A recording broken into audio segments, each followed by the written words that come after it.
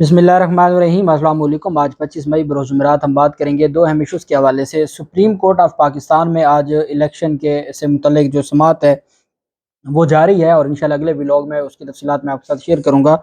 उससे पहले मैं आपको बताता चलूँ कि आज इमरान रियाज खान की बायाबी से मुतल्लिक अहम समाअत हुई लाहौर हाई कोर्ट में, उसकी तफसील मैं आपके साथ शेयर करूँगा। और साथ हम बात करेंगे IG पंजाब और IG इस्लामाबाद एक साथ दोनों के खिलाफ जो कार्रवाई है वो शुरू होने जा रही है।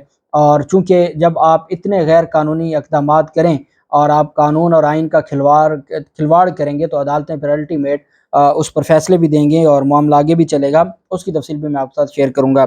सबसे पहले मैं आपको बताता चलूँ कि पाकिस्तान तहरीक इंसाफ की जानिब से 9 मई के वाक़यात पर जो JITs बनाई गई थी उसको चैलेंज किया गया है और लाहौर हाई कोर्ट में जिस पर अदालत में समाअत हुई, अहम समाअत थी। 9 मई को जिन्ना हाउस पर हमले की तहकीकात के लिए जो JITs बनाई गई थी उनको चैलेंज किया गया था। उन जो JITs को चैलेंज किया गया था उसमें जस्टिस शाहिद बिलाल हसन साहब ने दरख्वास्त पर समाअत की और जस्टिस शाहिद बिलाल हसन साहब ने फ्रीकैन से जवाब तलब कर लिया है। ये 9 JITs बनाई गई थी। इसमें पहले भी जब पाकिस्तान तहरीक इंसाफ के खिलाफ JIT बनी थी, जो ज़मान पार्क ऑपरेशन था उस सारे मामले पर उस पर फैसला महफूज है। 3 रुकनी बेंच ने फैसला महफूज किया था जो आज तक नहीं सुनाया गया। नई 9 JITs बनाई गई थी। उन 9 JITs की से जो मुतल्लिक मामला है, अब उस पर देखना ये है कि शाहिद बिलाल हसन साहब एक बड़े तगड़े जज हैं। उन्होंने नोटिस जारी कर दिया है कि ये मामला आगे कहाँ तक चलता है और अदालत में सवाल ये था कि ये JIT बना ही नहीं सकते, इनके पास कोई इख्तियार नहीं है JIT बनाने का। ये कोई इलेक्टेड काबीना या इलेक्टेड वज़ीर आला नहीं है, ये निगरान वज़ीर आला है। इनका मकसद सिर्फ इंतखाबात करवाना है, ये इंतखाबात करवाने के लिए आए हैं और इसके अलावा इनका कोई और मकसद नहीं है। इस वजह से जो सारी चीज़ें हैं ये सामने आ रही हैं कि पाकिस्तान के जो मौजूदा हालात हैं ये सारे के सारे जो कि इस तरह की जो चीज़ें हैं कि ये किस तरीके से निगरान हुकूमत ये सारा कुछ कर सकती है। बहरहाल जस्टिस शाहिद बिलाल हसन साहब ने अहम जो आज नोटिस जारी किए हैं और उस पर निगरान हुकूमत से जवाब तलब किया है। चीफ सेक्रेटरी को भी और सेक्रेटरी होम को भी और निगरान वज़ीर आला को इसमें फ़रीक बनाया गया था, उसमें अब उनसे जो तफसीलात हैं वो तलब कर ली हैं। दूसरी जानिब जो हमने देखा कि जो JIT की तश्कील के खिलाफ दरख्वास्त पर पंजाब हुकूमत से जवाब तलब करने के बाद जो 19 मई को निगरान हुकूमत पंजाब ने 9 मई को जिन्ना हाउस पर हमले की तहकीकात के लिए JITs का नोटिफिकेशन बनाया था, नोटिफिकेशन जारी किया था। नोटिफिकेशन के मुताबिक JIT के सरबराह थे DIG कामरान आदल, उनको मुकर्रर किया गया था, जबकि SSP सुहेब अशरफ, DSP रज़ा जाहिद, ASP तैमूर खान और इंचार्ज इन्वेस्टिगेशन मोहम्मद सरवर भी JIT का हिस्सा थे।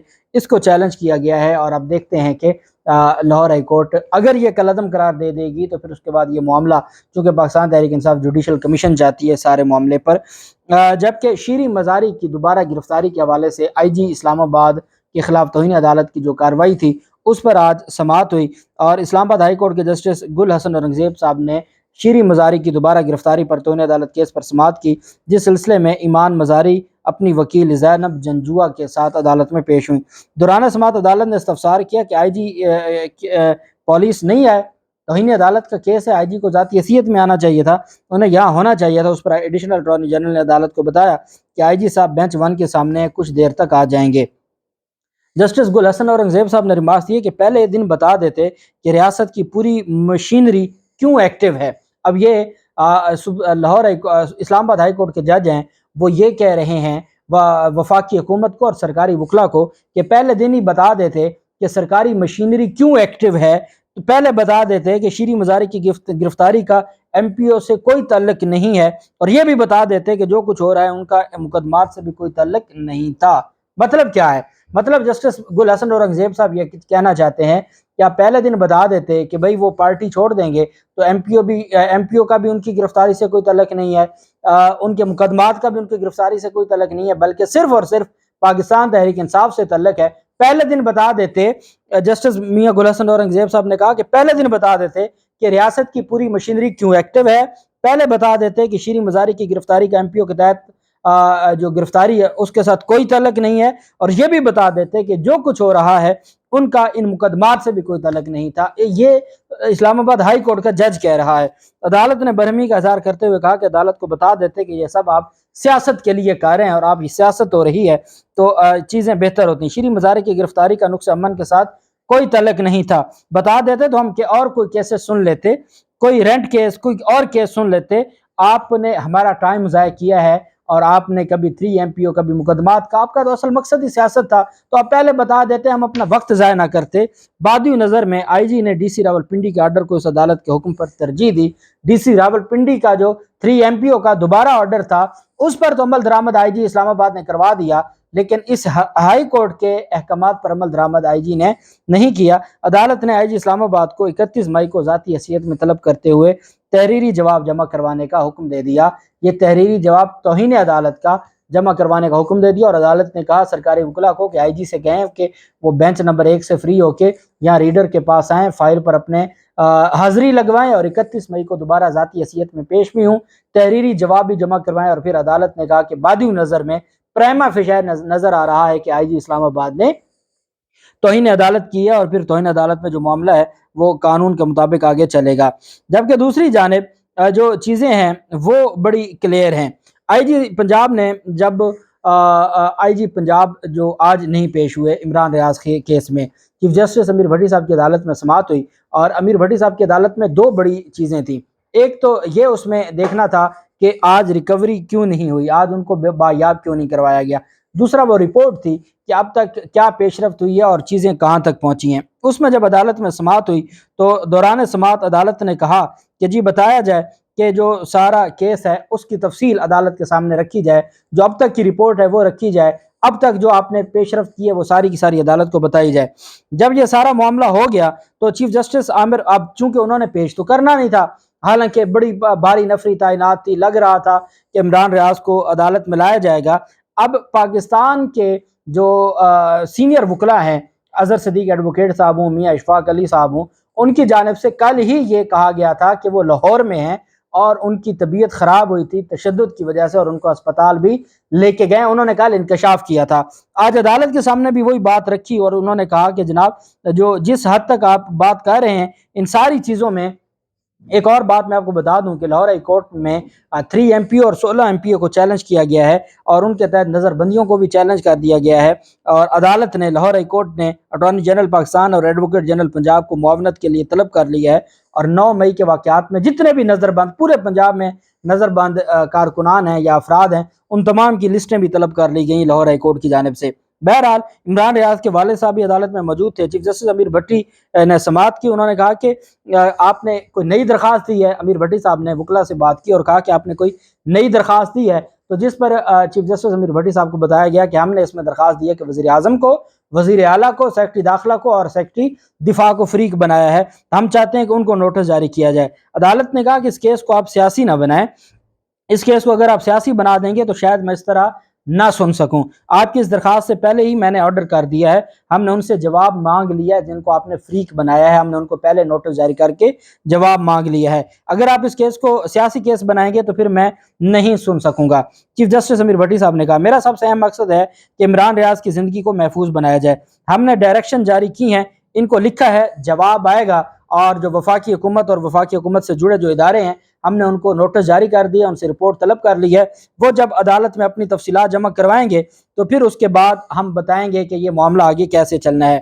آئی جی پنجاب کہاں ہیں؟ چیف جسٹس صاحب نے استفسار کیا کہ آئی جی پنجاب کہاں ہیں، تو بتایا گیا جی کہ آئی جی پنجاب گجرانوالہ میں یوم شہداء کی تقریب میں شرکت کے لیے گئے ہیں۔ عدالت نے آئی جی پنجاب کا شیڈول جو تھا وہ طلب کر لیا، اور عدالت نے کہا کہ بیان حلفی کے ساتھ آئی جی پنجاب بتائیں اس شیڈول کے بارے میں کہ وہ کہاں ہیں، اور انہوں نے آج عدالت میں پیش ہونا تھا، بغیر عدالت کو اطلاع کیے وہ کیسے گجرانوالہ میں چلے گئے، اور وہ اپنا بیان حلفی جمع کروائیں، اور اگر وہ گجرانوالہ میں یوم شہداء کی تقریب میں نہیں گئے اور ان کا بیان حلفی جھوٹا ہوا تو عدالت نے کہا پھر ہم آئین اور قانون کے مطابق کارروائی کریں گے۔ ساتھ جو ڈی آئی جی لیگل تھے، ڈی آئی جی لیگل آج پیش ہوئے، انہوں نے کہا کہ ایم آئی اور آئی ایس آئی نے عمران ریاض کی حراست سے متعلق صاف انکار کر دیا، واضح انکار کر دیا ہے، تو عدالت نے کہا کچھ تو پرفارمنس دکھائیں، کچھ تو بتائیں کہ آپ نے اب تک کیا کیا ہے، ہم بتائیں تو ایک شہری کی بازیابی کے لیے آپ نے کیا کام کیا ہے، آپ لکھ کر دیں 3 دن میں کہ آپ نے کیا کام کیا، آپ نے جو 72 گھنٹے مانگے تھے ان 3 دنوں میں آپ نے کیا کیا ہے۔ عدالت کی خواہش یہ تھی کہ عمران ریاض کو ریکور کریں، بایاب کروائیں۔ عدالت اصل میں ابھی باقی معاملات میں اس وجہ سے نہیں پڑھنا چاہتی، عدالت چاہتی ہے کہ آپ ان کو ایک دفعہ بایاب کروائیں، آپ ان کو بایاب کروائیں گے تو پھر جو چیز ہے وہ آگے چلے گی اور معاملہ آگے چل سکے گا. ایسے تو یہ چیز یہیں رکی رہے گی, یہ کیس یہیں پہ رکا رہے گا. عدالت چاہتی ہے کہ سارے معاملے کو آگے فردر دیکھا جائے. عمران ریاض کے والد نے درخواست کی کہ ہم جو عدالت میں ہماری استدعا ہے وہ یہ ہے کہ ہمارا ملزم آئی جی پنجاب ہے. میاں علی اشفاق کی جانب سے بھی کہا گیا کہ میاں آئی جی پنجاب ہمارا ملزم ہے, آئی جی پنجاب کے خلاف ہم مقدمہ درج کروانے جا رہے ہیں, اغوا کرنے والے وہ ہیں. ہماری انفارمیشن ہے کہ ان کو لاہور میں رکھا ہوا ہے, ہماری انفارمیشن یہ ہے کہ ان کو لاہور کے ایک ہسپتال میں لایا گیا ہے. ہم صرف یہ چاہتے ہیں کہ وہ ساری کی ساری جو تفصیلات ہمارے پاس ہیں وہ اب سامنے آئیں اور معاملہ آگے چلے. عدالت نے یہ رپورٹ نہیں مانگی تھی کہ ان کو کس نے گرفتار کیا یا نہیں کیا. امیر بھٹی صاحب نے کہا ہمارا اس سے کوئی لینا دینا نہیں ہے کہ کس نے گرفتار کیا نہیں کیا. ہم آپ سے کہہ رہے ہیں, ہم نے واضح طور پر کہا ہے کہ عمران ریاض خان جو بھی ہے, جس ادارے کے پاس بھی ہے, وہ آپ لے کے عدالت میں پیش کریں, یہ آپ کی ذمہ داری ہے. اس کے بغیر ہم نے تو یہ کہا ہی نہیں کہ کس نے گرفتار کیا یا پھر نہیں کیا. عمران ریاض کے والد نے درخواست کی کہ ہم بات کرنا چاہتے ہیں اور ہم عدالت کو کچھ بتانا چاہتے ہیں.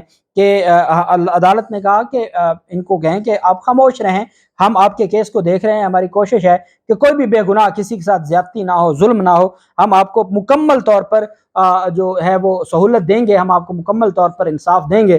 ہم ہر دکھی شخص کے ساتھ کھڑے ہیں, لیکن آپ تھوڑا سا حوصلہ کریں. ہمارے لیے عمران ریاض خان کی ایک دفعہ بایابی ضروری ہے. سخت حکم اس وجہ سے جاری نہیں کر رہے کہ پہلے وہ بایاب ہو جائیں پھر ہم اس معاملے کو آگے دیکھیں گے. تو انہوں نے کہا جی کہ چیف جسٹس امیر بھٹی صاحب نے کہا ہم نتیجے پر پہنچنا چاہتے ہیں, ابھی ہم خاموشی کے ساتھ ان سے پوچھنا چاہتے ہیں. اگر انہوں نے یہ کہہ دیا کہ یہ کچھ نہیں کرنا چاہتے تو پھر ہم حکم بھی دیں گے اور اپنے حکم پر عمل درآمد بھی کروائیں گے. عدالت نے وکلا پر مشتمل ایک کمیٹی بنائی کہ یہ کمیٹی پولیس افسران کے ساتھ مل کر بیٹھے اور ساری چیزوں کو دیکھے اور قانون اور آئین کے مطابق عدالت میں رپورٹ جمع کروائے. پاکستان تحریک انصاف کے سینئر وکیل ہیں اظہر صدیق اور میاں علی اشفاق, عدالت نے ان سے کہا کہ آپ پولیس کے ساتھ بیٹھیں, پولیس کی کمیٹی کے ساتھ بیٹھیں, آپ کے پاس جو انفارمیشن ہے کہ وہ لاہور میں ہے, وہ ہاسپٹل میں ہے, وہ ساری ان کے ساتھ شیئر کریں اور مل بیٹھ کے اس مسئلے کا حل نکالیں اور عدالت کو رپورٹ کریں. آئی جی پنجاب نے, ان کے والد صاحب نے کہا, عمران ریاض خان کے والد نے کہا روتے ہوئے کہ جی جب میرے آئی جی پنجاب نے عہدہ سنبھالا تھا تو اس وقت جو ہے وہ میرے بیٹے نے ایک وی لاگ کیا اور اس وی لاگ کی وجہ سے ان کو ذاتی انتقام کا نشانہ بنایا جا رہا ہے. تو عدالت نے کہا کہ جس پر جتنا بڑا آپ الزام لگائیں تو اتنا وی لاگ آپ کا پاپولر ہوتا ہے, جو الزام لگاتا ہے اتنا وی لاگ پاپولر ہوتا ہے. یہ جو ہم نے کام شروع کیا ہے یہ درست نہیں ہے, اور میں یہ سمجھتا ہوں کہ جس طریقے سے وی لاگ بنائے جاتے ہیں پاپولر ہونے کے لیے, یہ چیزیں بھی درست نہیں ہیں. بیسیکلی تو اگر کسی نے وی لاگ غلط بنایا ہے تو آپ ان کے خلاف کارروائی کر سکتے ہیں ڈیفامیشن کے تحت. اگر کسی نے غلط بات کی ہے, فیک نیوز کے خلاف کارروائی کر سکتے ہیں, لیکن اس طریقے سے کسی کو اغوا میں رکھنا میرے خیال میں, اور وہ والد جس کا جوان بیٹا 15 دنوں سے نہیں ہے, تو عدالت کی جانب سے سخت الفاظ بھی کہے گئے. اللہ پاک پاکستان کا حامی و ناصر ہو. بہت شکریہ. اللہ حافظ. پاکستان زندہ باد.